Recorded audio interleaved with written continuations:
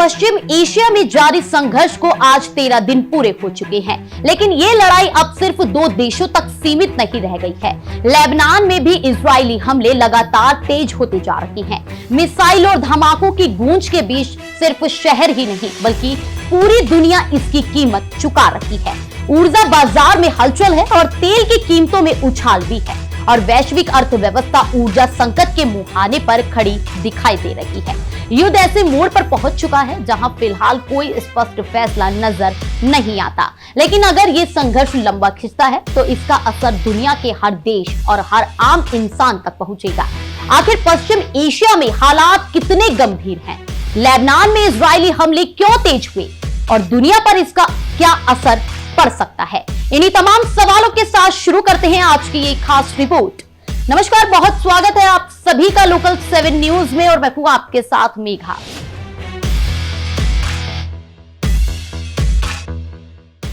Iran, Israel, America के बीच जारी युद्ध को 13 दिन पूरे हो चुके हैं। रात भर पूरे पश्चिम एशिया में हवाई हमले के सायरन, मिसाइल लॉन्च और नए हमलों की खबरें सामने आई। इजराइल और अमेरिका ने ईरान के कई ठिकानों पर हमले जारी रखे, जबकि ईरान ने भी जवाबी कार्रवाई करते हुए इजराइल और क्षेत्र में मौजूदा अमेरिकी सहयोग देशों को निशाना बनाया। हालांकि अब इन हमलों से ज्यादा बड़ा मुद्दा स्ट्रेट ऑफ हार्मुज बना हुआ है, जिसने बंद होने से पूरी दुनिया में हाहाकार मचा हुआ है। ईरान के इस्लामिक रिवॉल्यूशनरी गार्ड कॉर्प्स ने कहा कि उसने अपने सैन्य अभियान की 35वीं लहर शुरू कर दी है। इसमें मध्य पूर्व में अमेरिकी सैन्य ठिकानों और इजराइल के मध्य हिस्सों को निशाना बनाया गया। वहीं इजरायली सेना ने दावा किया कि उसने तेहरान में ईरानी सरकार से जुड़े कई ठिकानों पर एक और बड़ा हमला किया है। उधर इजराइल के प्रधानमंत्री बेंजामिन नेतन्याहू का ईरान के लोगों को सीधा संदेश है कि आपके लिए जीवन में एक बार मिलने वाला ऐसा अवसर है जिससे आप अयातुल्ला शासन को हटाकर अपनी स्वतंत्रता प्राप्त कर सकते हैं। अयातुल्ला अब इस दुनिया में नहीं है और मैं जानता हूं आप नहीं चाहते कि उनकी जगह कोई दूसरा तानाशाह आ जाए। पश्चिम एशिया में जारी तनाव के बीच अब एक और बड़ी खबर यह भी सामने आई है कि दुनिया के सबसे अहम समुद्री रास्तों में से एक स्ट्रेट ऑफ हार्मुज पर हालात और ज्यादा संवेदनशील हो गए हैं। अमेरिकी सेना का दावा है कि उसने हार्मुज जल डमरू मध्य के पास ईरान के 16 नौसैनिक जहाजों को नष्ट कर दिया है। बताया जा रहा है कि इन जहाजों में कुछ ऐसे पोत भी शामिल थे जो समुद्र में बारूदी सुरंगें बिछाने के लिए इस्तेमाल किए जाते हैं। लेकिन सवाल यह है कि स्ट्रेट ऑफ हार्मुज इतना अहम क्यों है? चलिए इसके बारे में जानते हैं।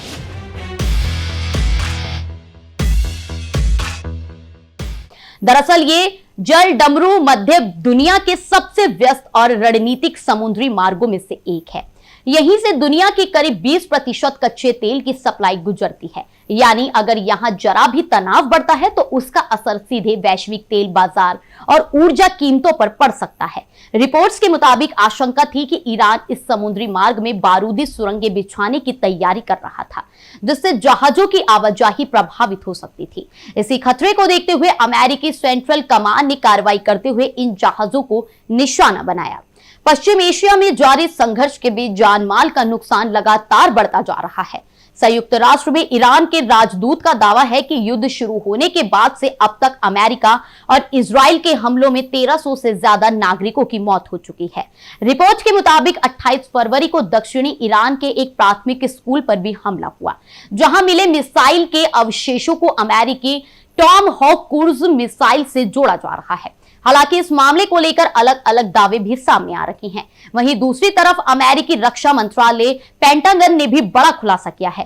पेंटागन के मुताबिक ईरान के हमलों में करीब 140 अमेरिकी सैनिक घायल हुए हैं, जिनमें से 8 सैनिकों की हालत गंभीर बताई जा रही है।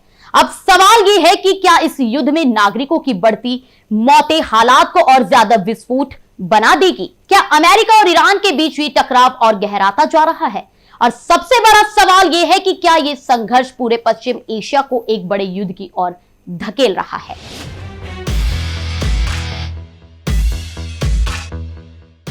जी आपको बता दें कि पश्चिम एशिया में जारी युद्ध अब धीरे धीरे एक बड़े क्षेत्रीय संघर्ष का रूप लेता दिखाई दे रहा है। इस जंग की आग अब सिर्फ 2 देशों तक सीमित नहीं रही, बल्कि इसका असर पूरे इलाके में फैलता नजर आ रहा है। लेबनान की राजधानी बेरूत के दहिया इलाके में इजराइल ने हवाई हमले किए हैं। ये इलाका ईरान समर्थित संगठन हिजबुल्लाह का गढ़ माना जाता है।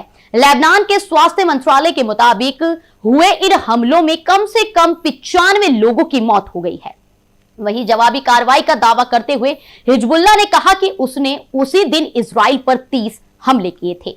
इस बीच खाड़ी देशों में भी हाई अलर्ट जारी कर दिया गया है। बहरीन का कहना है कि युद्ध शुरू होने के बाद से उसने 106 मिसाइल और 176 ड्रोन मार गिराए थे। कतर ने 7 मिसाइल हमलों की पुष्टि की है, जबकि कुवैत ने अपने हवाई क्षेत्र में 5 ड्रोन घुसने की जानकारी दी है। सऊदी अरब ने दावा किया है कि उसने 4 ड्रोन और 7 बैलिस्टिक मिसाइलों को रोक दिया है। वहीं संयुक्त अरब अमीरात का कहना है कि युद्ध शुरू होने के बाद से उसके खिलाफ 1475 ड्रोन और 260 से ज्यादा बैलिस्टिक मिसाइलें दागी जा चुकी है। लेकिन अब सबसे बड़ा सवाल यह है कि क्या यह संघर्ष पूरे पश्चिम एशिया को एक बड़े युद्ध की ओर ले जा रहा है? क्या क्षेत्रीय देश भी इसी टकराव में धीरे धीरे खिंचते जा रहा है? और अगर यही हालात रहे तो दुनिया के लिए इसके क्या गंभीर परिणाम हो सकते हैं? आपको यह भी बता दें कि पश्चिम एशिया में जारी भीषण जंग के बीच एक और बड़ा कूटनीतिक मोड़ भी देखने को मिला है। खबर है कि ट्रंप प्रशासन ने इजराइल से अनुरोध किया है कि वह ईरान के तेल और ऊर्जा बुनियादी ढांचे पर आगे और हमले ना करे। दरअसल पिछले 10 दिनों से चल रहे संयुक्त ऑपरेशन के दौरान ये पहली बार है जब अमेरिका ने इजराइल की सैन्य कार्रवाई को लेकर संयम बरतने की सलाह दी है। सूत्रों के मुताबिक इस अपील के पीछे एक बड़ी वजह ईरान में बढ़ता पर्यावरण और स्वास्थ्य संकट भी बताया जा रहा है। हालिया हमलों के बाद तेहरान में जहरीला धुआं फैलने और एसिड रेन जैसी समस्याएं सामने आई है, जिससे आम नागरिकों के स्वास्थ्य पर गंभीर असर पड़ने की आशंका भी जताई जा रही है।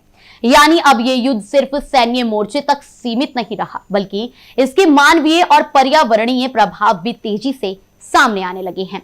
अब सबसे बड़ा सवाल फिर ये खड़ा होता है कि ये क्या अमेरिका की इस अपील के बाद इजराइल अपनी रणनीति में बदलाव करेगा और क्या बढ़ते पर्यावरणीय खतरे के बीच इस संघर्ष को रोकने के लिए कूटनीतिक दबाव और बढ़ेगा? चलिए इसके बारे में विस्तार से जानते हैं। अमेरिकी प्रशासन का मानना है कि निरंतर हमले ईरानी जनता को परेशान कर रही हैं और उनका उद्देश्य शासन के खिलाफ जनता का समर्थन करना है, ना कि बुनियादी सुविधाओं को नुकसान पहुंचाना। साथ ही ट्रंप प्रशासन ने ईरान के तेल क्षेत्र के साथ भविष्य में सहयोग की योजना बना रहा है। इस बीच अमेरिका को डर है कि हमलों के जवाब में ईरान खाड़ी देशों के ऊर्जा ठिकानों पर पलटवार कर सकता है, जिससे वैश्विक तेल बाजार प्रभावित हो सकता है। एक्सियोस की रिपोर्ट में बताया गया कि पिछले दिनों इजराइल द्वारा ईरान के एनर्जी सेक्टर को निशाना बनाते हुए किए गए हमलों से तेहरान में जहरीला काला धुएं की चादर छा गई थी। साथ ही वहां एसिड रेन, तेजाबी बारिश होने की भी खबरें सामने आई है, जिससे आम ईरानियों के स्वास्थ्य पर गंभीर खतरा मंडरा रहा है। इसी को ध्यान में रखते हुए डोनाल्ड ट्रंप प्रशासन ने इजराइल से ईरान के तेल डिपो पर हमले न करने को कहा है। अब बात करते हैं तेल इकोनॉमी को बचाने की रणनीति के बारे में।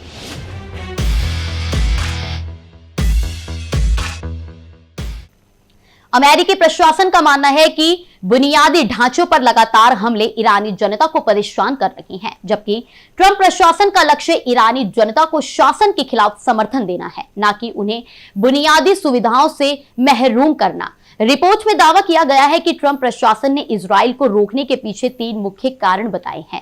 पहला वो कि ईरान की उस जनता को ढाल बनाना चाहते हैं जो मौजूदा शासन के खिलाफ है। दूसरा, ट्रंप का भविष्य का विजन ईरान के तेल क्षेत्र के साथ व्यापारिक सहयोग करना है। तीसरा और सबसे महत्वपूर्ण कारण यह है कि ईरान इन हमलों के जवाब में खाड़ी देशों के तेल ठिकानों पर ड्रोन हमले कर सकता है, जिससे वैश्विक बाजार में तेल की कीमतें अनियंत्रित होकर और बढ़ सकती हैं। क्या है डूम संडे ऑप्शन? चलिए इसके बारे में जानते हैं। रिपोर्ट के अनुसार मामले की जानकारी रखने वाले सूत्रों का कहना है कि ट्रंप ईरान के तेल ठिकानों पर हमलों को डूम संडे ऑप्शंस, कयामत का विकल्प मानते हैं। वो इसे केवल तब इस्तेमाल करना चाहते हैं जब ईरान जानबूझकर खाड़ी के तेल ठिकानों पर हमला करे। ट्रंप ने ट्रूथ सोशल पर चेतावनी दी है कि अगर ईरान ने वैश्विक तेल आपूर्ति को नुकसान पहुंचाया तो उसे 20 गुना ज्यादा सख्त जवाब दिया जाएगा। उन्होंने लिखा कि अमेरिका ऐसे लक्ष्यों को निशाना बनाएगा जिससे ईरान के लिए एक राष्ट्र के रूप में दोबारा खड़ा होना नामुमकिन हो जाएगा।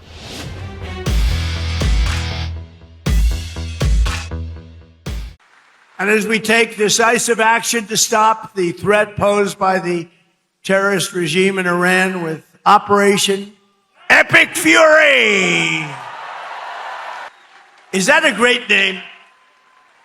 Well, it's only good if you win. You know, you can only do. And we've won. Let me tell you, we've won. You know, you never like to say too early you won. We won. We won the bet. In the first hour, it was over. But we won. But they gave me a list of names of generals. Sir, you can pick the name you'd like, sir. I said, the name of what? The name of the attack on Iran, sir. And they gave me like 20 names. And I'm like falling asleep. I didn't like any of them. Then I see Epic Fury. I said, I like that name. I like that name. And my administration, as you know better than anybody, is also working to keep the oil flowing. It's flowing all over. We knocked out, you know, they want to drop some mines. Very friendly people, mines, so boats blow up. And we knocked out as of, you know, every hour I have to change because they knock them out so fast. I've never seen anything. Think of it. They knocked out 54 ships in 2 days, and they're real ships. In fact, I got angry at my people. I said, are they any good? Yeah, they're warships. I said, why the hell did we kill them? Why didn't we just capture them and use them in our Navy?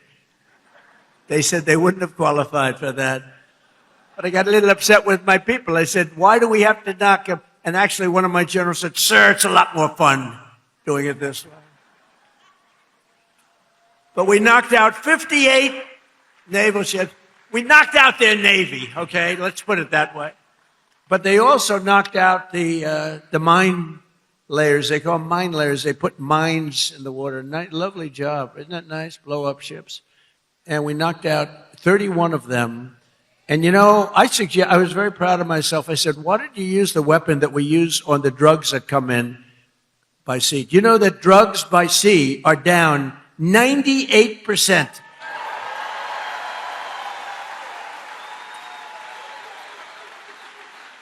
And I said, that's a hell of a weapon. And they said, well, give it a shot. It worked very well. We've knocked out, I think, 28 or 29. All of them, almost all of them. They'll all be gone. By the time I'm finished speaking, they'll be gone. These people work very fast. But I'm pleased to report that earlier today, the International Energy Agency agreed to coordinate the release of a record 400 million barrels of oil from various national petroleum reserves around the world, which will substantially reduce the oil prices as we end this threat to America and this threat to the world. We don't want to leave early, do we? Huh? We got to finish the job, right? Over the past 11 days, our military has virtually destroyed Iran. Tough country. Their air force is gone. Totally gone. That took the better part of about 3 hours. They no longer have radar. They don't have anti-aircraft equipment. They don't have anything. Their missiles are down 90%. Their drones are down 85%. We're blowing up the factories where they're made left and right. And frankly, nobody has ever seen anything like it. Nobody's ever seen anything like what you're witnessing now, and that can include the original killing of Soleimani and al-Baghdadi, two of the worst killers in the world that I did, as well as Operation Midnight Hammer, where we totally obliterated Iran's nuclear potential. We obliterated it. They don't have nuclear potential. And then after Midnight Hammer, and then we left, we figured that'll be the end of them for a while. But they started again. That's why we got to finish it, right? We don't want to go back every 2 years. And that's because, you know, there'll be some day when you don't have me as president. You'll have perhaps you'll have a weak, pathetic person like we've had in the past, mostly all. Like Barack Hussein Obama, who signed one of the worst deals ever with Iran, where they were going to give up everything Remember when he filled up a 757 with billions of dollars of cash and sent it to Iran? Billions. People forget that. That's when I realized the presidency is very powerful. When you could put over $1 billion in an airplane and fly it over and give it to a foreign country that's your enemy. How stupid was that? But that deal, the Iran nuclear deal, gave them the right to have a nuclear weapon as of 3 years ago. If I didn't terminate that deal, I terminated it very quickly. If I didn't terminate that deal, they would have had nuclear weapons and this world would right now be a different place, much different place.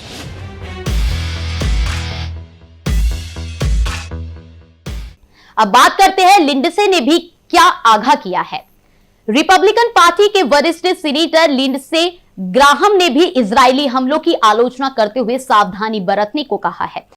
This is a religious war. Who wins it at the end of the day? Do the radical Islamic terrorists who want to kill all the Jews because God told them to? Who want to kill me because I'm an infidel?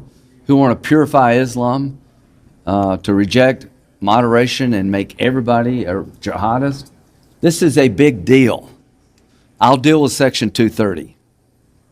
So what we're facing right now is a moment of decision that will set the course of the future of the Mideast for 1,000 years.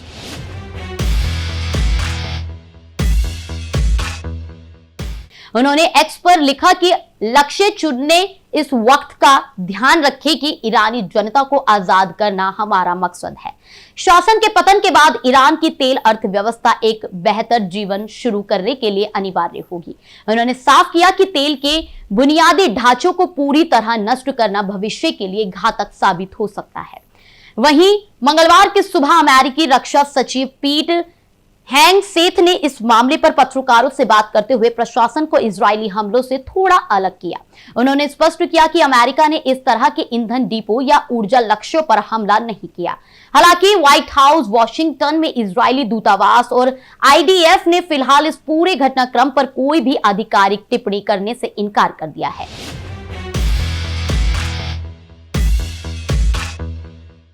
अब बात करते हैं वैश्विक तेल बाजार पर खतरे के बारे में। रिपोर्ट में यह भी दावा किया गया है कि अमेरिका की मुख्य चिंता यह है कि अगर ईरान के तेल ठिकानों पर हमले जारी रहे तो वह खाड़ी के अन्य देशों के ऊर्जा बुनियादी ढांचों को निशाना बना सकता है। युद्ध की शुरुआत में ईरान ने ड्रोन हमले किए थे, लेकिन तब कोई स्थायी नुकसान नहीं हुआ था। अब अमेरिका को डर है कि हमले का नया दौर शुरू होने पर ईरान भीषण हमले कर सकता है। इससे पूरी दुनिया में तेल की सप्लाई चेन टूट सकती है और कीमतें आम आदमी की पहुंच से बाहर हो सकती है। क्या आप जानते हैं कि एक दिन की जंग की कीमत कितनी होती है? और अगर वही जंग लगातार कई दिनों तक चले तो किसी देश के खजाने पर कितना बोझ पड़ता है? चलिए इसके बारे में मैं आपको बताती हूँ। ईरान और अमेरिका के बीच बढ़ता सैन्य टकराव अब सिर्फ रणनीतिक ही नहीं बल्कि आर्थिक रूप से भी बेहद महंगा साबित हो रहा है। महज 13 दिनों के भीतर इस संघर्ष का बोझ अमेरिकी खजाने पर अरबों डॉलर तक पहुंच चुका है। रक्षा विशेषज्ञों के मुताबिक युद्ध के शुरुआती 7 दिनों में ही पेंटागन करीब 6 अरब डॉलर खर्च कर चुका है। लगातार सैन्य अभियान, हथियारों की तैनाती और ऑपरेशन की लागत तेजी से बढ़ रही है, जिससे अमेरिका के रक्षा बजट पर भी भारी दबाव पड़ने लगा है। माना जा रहा है कि अगर ये टकराव लंबा खिंचता है तो इसकी कीमत और भी ज्यादा बढ़ सकती है, जिसका असर वैश्विक राजनीति और अर्थव्यवस्था दोनों पर पड़ सकता है। रिपोर्ट के मुताबिक यह भी कहा गया है कि इस भारी भरकम खर्च का बड़ा हिस्सा रक्षा प्रणालियों और हथियारों की तैनाती पर किया गया है। करीब 4 अरब डॉलर की रकम उन मिसाइलों और इंटरसेप्टर सिस्टम को खरीदने और तैनात करने में खर्च हुई है, जिन्हें ईरानी मिसाइल और ड्रोन हमलों को रोकने के लिए इस्तेमाल किया जा रहा है। रिपब्लिकन सांसदों का दावा है कि अब पेंटागन का रोजाना युद्ध खर्च औसतन 2 अरब डॉलर तक पहुंच चुका है। हर दिन अमेरिकी सैन्य अभियान पर अरबों डॉलर खर्च हो रही हैं। इस संघर्ष ने न केवल अमेरिकी बजट पर प्रभाव नहीं डाला बल्कि कई महंगे सैन्य उपकरणों का नुकसान भी हुआ है। मिडिल ईस्ट में संघर्ष से शेयर मार्केट में हाहाकार भी मचा हुआ है और सेंसेक्स में 900 से ज्यादा की अंक की गिरावट दर्ज की गई है। क्या दुनिया एक और बड़े तेल संकट की ओर बढ़ रही है? क्या मिडिल ईस्ट की जंग अब सीधे आपकी जेब पर असर डालने वाली है? चलिए इसके बारे में जानते हैं। दरअसल ईरान और अमेरिका इजराइल के बीच बढ़ते टकराव के बीच तेल की कीमतों को लेकर एक बड़ी चेतावनी ये भी सामने आई है कि ईरान ने साफ कहा है कि आने वाले दिनों में कच्चे तेल की कीमत $200 प्रति बैरल तक पहुंच सकती है। ईरान फोर्सेस ने गल्फ इलाके में कई मर्चेंट शिप्स पर हमला किया, जिसके बाद दुनिया के सबसे अहम तेल मार्ग स्ट्रेट ऑफ हॉर्मुज से तेल की सप्लाई बुरी तरह प्रभावित हो गई। माना जाता है कि दुनिया के बड़े हिस्से का तेल इसी रास्ते से गुजरता है। ईरान के मिलिट्री कमान के प्रवक्ता इब्राहिम जुल्फिकार ने अमेरिका को सीधे चेतावनी देते हुए कहा कि तेल की कीमतें क्षेत्रीय सुरक्षा पर निर्भर करती है और जब सुरक्षा ही बिगड़ जाएगी तो कीमतों का बढ़ना तय है। उन्होंने कहा कि दुनिया को $200 प्रति बैरल तेल के लिए तैयार रहना चाहिए। ईरान का यह भी कहना है कि अब वह सिर्फ जवाबी हमलों तक सीमित नहीं रहेगा, बल्कि लगातार सैन्य हमले करेगा। ऐसे में मिडिल ईस्ट की ये जंग अब सिर्फ सीमाओं तक सीमित नहीं रही, बल्कि इसका असर वैश्विक अर्थव्यवस्था और आम लोगों की जेब तक पहुंच सकता है। अब सबसे बड़ा सवाल यही है, अगर तेल $200 प्रति बैरल तक पहुंचता है तो दुनिया की अर्थव्यवस्था और भारत जैसे देशों पर इसका कितना बड़ा असर पड़ेगा। चलिए इसके बारे में बात करते हैं, लेकिन पहले बात करते हैं कि एलपीजी संकट की तो इसका असर साफ दिख रहा है और साथ ही 10 रुपए वाली चाय 20 रुपए की हो गई है और मटर पनीर गोलगप्पे भी महंगे हुए हैं। जी आपको आगे बता दें कि मिडिल ईस्ट में अमेरिका, इजराइल और ईरान के बीच जारी तनाव का असर अब भारत में भी दिखाई देने लगा है। खासकर एलपीजी गैस की कमी ने छोटे कारोबारियों से लेकर बड़े होटल, रेस्टोरेंट तक की मुश्किलें बढ़ा दी हैं। गैस सिलेंडर की सप्लाई प्रभावित होने और कीमतों में बढ़ोतरी के कारण कई जगहों पर खाने पीने की चीजों के दाम अचानक बढ़ गए हैं। दिल्ली एनसीआर समेत कई शहरों में चाय, नाश्ता और स्ट्रीट फूड बेचने वाले दुकानदारों का कहना है कि गैस सिलेंडर मिलना मुश्किल हो गया है। पहले जहां एक कप चाय 10 रुपए में मिलती थी, वहीं अब उसका दाम 15 से 20 रुपए तक पहुंच गया है। इसी तरह पूरी, सब्जी, गोल गप्पे और अन्य खाने पीने की चीजें भी महंगी हो गई हैं। कई दुकानदारों का यह भी कहना है कि कमर्शियल गैस सिलेंडर अब ब्लैक में 2500 रुपए या उससे ज्यादा में मिल रहा है। सिर्फ छोटे दुकानदार ही नहीं, बल्कि बड़े होटल और रेस्टोरेंट भी डर के संकट से प्रभावित है। कई रेस्टोरेंट्स ने अपने मेन्यू में बदलाव करना शुरू कर दिया है और कुछ जगहों पर महंगे व्यंजनों को हटाकर सीमित भोजन पर ध्यान दिया जा रहा है। कुछ होटल गैस की कमी से बचने के लिए इलेक्ट्रिक तंदूर और इंडक्शन जैसे विकल्पों का इस्तेमाल भी बढ़ा रहे हैं। विशेषज्ञों का कहना है कि भारत अपनी एलपीजी जरूरत का बड़ा हिस्सा आयात करता है और इसका ज्यादातर हिस्सा हॉर्मुज स्ट्रेट से होकर आता है। इस समुद्री मार्ग में बाधा आने के कारण गैस सप्लाई घर असर पड़ रहा है। अगर हालात जल्दी सामान्य नहीं हुए तो आने वाले दिनों में महंगाई और बढ़ सकती है, जिसका असर आम लोगों की जेब पर पड़ेगा। कमजोर विदेश नीति ने भारत की ऊर्जा सुरक्षा को खतरे में डाल दिया। अगर तुरंत कदम नहीं उठाए गए तो एलपीजी, पेट्रोल और डीजल आम लोगों के लिए बड़ा संकट बन जाएगा। इसलिए सुनते हैं राहुल गांधी का क्या कहना है इस पर।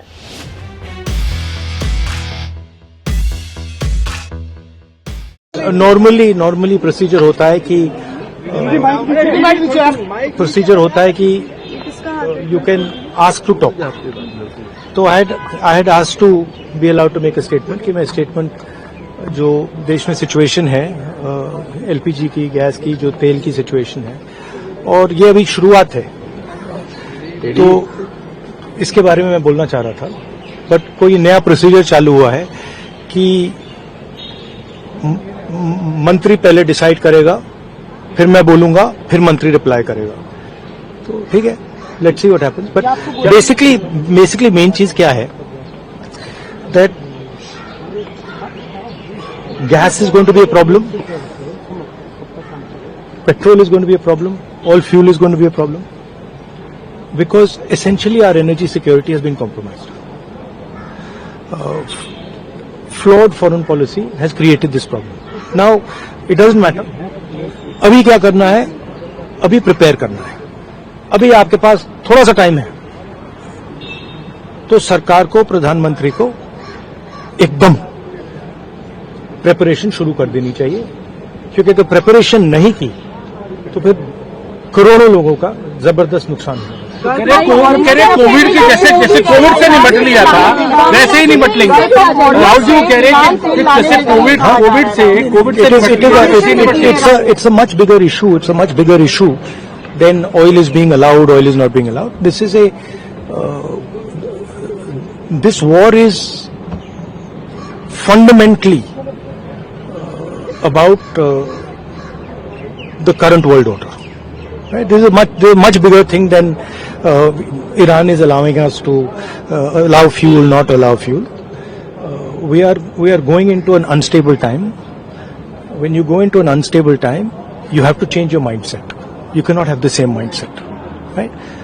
So what I'm suggesting to the government is that they now start to think deeply about what are the possibilities and what do we have to do to make sure that हमारे लोगों को नुकसान ना हो. I'm not making any political statement. I'm just saying that I can see that a big problem is coming, right? And सुनिए, और अगर ये ईरान के लेवल पे अभी रिजॉल्व हो जाए, तब भी ये प्रॉब्लम नहीं जा रहा है, क्योंकि दुनिया बदल रही है, स्ट्रक्चर बदल रहा है. तो हमें माइंडसेट बदलना है, और अगर हम माइंडसेट नहीं बदलेंगे, क्लैरिटी से काम नहीं करेंगे और हिंदुस्तान की रक्षा, हिंदुस्तान को सेंटर बना के नहीं करेंगे, तो प्रॉब्लम होगा. तो वो तो कह रहे हैं कि कोविड के साथ निपट लिए. प्रधानमंत्री ने कल कहा कि ऐसे कोविड से निपट लिए, हम तो इससे भी निपट लेंगे. देखिए आप कुछ भी कह सकते हैं. There is a central problem here, and I have been saying the problem is the prime minister is not able to function as the Prime Minister of India, and there's a reason for it, right? He's trapped now. Anyway, he still needs to make sure currently that the people of India are protected. He needs to make sure that our energy security is managed by us, that we are taking the decisions about our energy security, right? So that's all I'm saying. I hope the government listens to what I'm saying, because अगर नहीं सुनेगी तो बहुत बुरा नुकसान होना है.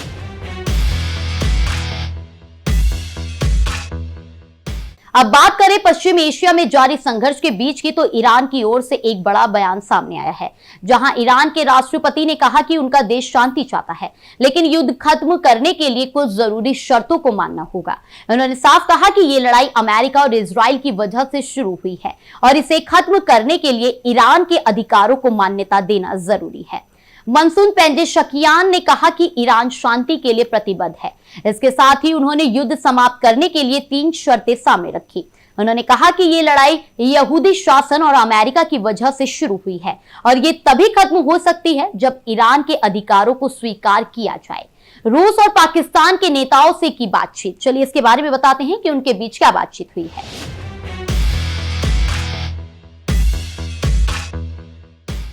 राष्ट्रपति ने सामाजिक माध्यम मंच एक्स पर एक संदेश में बताया कि उन्होंने रूस और पाकिस्तान के नेताओं से बातचीत की है. उन्होंने कहा कि इस बातचीत में उन्होंने क्षेत्र में शांति के लिए ईरान की प्रतिबद्धता दोहराई. पेजेशकियान ने कहा कि इस लड़ाई को खत्म करने का एकमात्र रास्ता यह है कि ईरान के कानूनी अधिकारों को मान्यता दी जाए, हुए नुकसान का हर्जाना दिया जाए और भविष्य में हमलों को रोकने के लिए अंतर्राष्ट्रीय स्तर पर ठोस गारंटी भी दी जाए. उन्होंने ये भी कहा कि रूस और पाकिस्तान के नेताओं से बात करते हुए उन्होंने फिर से साफ किया कि इस इलाके में शांति के लिए ईरान अपने वादे पर कायम है. उनके अनुसार ये लड़ाई ज़ायोनिस्ट शासन और अमेरिका की वजह से शुरू हुई है और इसे खत्म करने के लिए ईरान के कानूनी अधिकारों को मानना, हर्जाना देना और भविष्य में हमलों के खिलाफ पक्की अंतर्राष्ट्रीय गारंटी देना जरूरी है. अब बात करते हैं कूटनीतिक कोशिशें कैसे तेज हुई हैं. ईरान राष्ट्रपति का ये बयान ऐसे समय में आया है जब युद्ध को रोकने के लिए कूटनीतिक प्रयास तेज हो गए हैं. इस बीच रूस लगातार ईरानी नेतृत्व के साथ संपर्क बनाए हुए है और संघर्ष खत्म करने की अपील कर रहा है. पेजेशकियान ने साफ कर दिया है कि ईरान युद्ध रोकने के लिए तैयार है, लेकिन वह अमेरिका और इजराइल के सामने झुकने के लिए तैयार नहीं है. ईरान इतनी मजबूती से क्यों बात कर रहा है, चलिए इसके बारे में मैं आपको बताती हूँ. ईरान के इस रुख के बाद यह सवाल भी उठ रहा है कि आखिर ईरान इतनी मजबूती के साथ अपनी बात कैसे रख रहा है. मध्य पूर्व मामलों के विशेषज्ञ कबीर तनीजा का कहना है कि इसके पीछे 3 बड़े कारण हो सकते हैं. पहला कारण जानते हैं. पहला कारण है कि विचारधारा से मिलती है ताकत.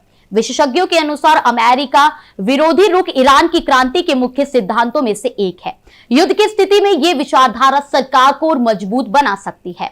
इससे 1979 की क्रांति के समय से लगाए जा रहे अमेरिकी विरोध नारों को फिर से बढ़ावा मिल सकता है। दूसरा कारण है नेतृत्व की स्थिति मजबूत करना।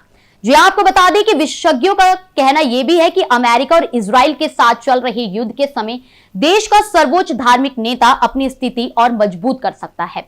अली खामेनेई की हत्या के बाद सर्वोच्च नेता बने मोजतबा खामेनेई के लिए यह मौका देश के अलग अलग गुटों का समर्थन हासिल करने में मददगार हो सकता है। अब जो तीसरा कारण है सैन्य संगठन की साख का सवाल। तीसरा कारण ईरान की शक्तिशाली सुरक्षा इकाई इस्लामिक रिवॉल्यूशनरी गार्ड कॉर्पस से जुड़ा है। पिछले कुछ वर्षों में इस संगठन को नई चुनौतियों का सामना करना पड़ा है, खासकर आयतुल्लाह खामेनेई की हत्या के बाद। विशेषज्ञों का कहना है कि सर्वोच्च नेता की सत्ता के केंद्र के रूप में यह संगठन अपनी ताकत और प्रभाव बनाए रखने के लिए युद्ध को अपने अस्तित्व से जुड़ा मुद्दा मान सकता है।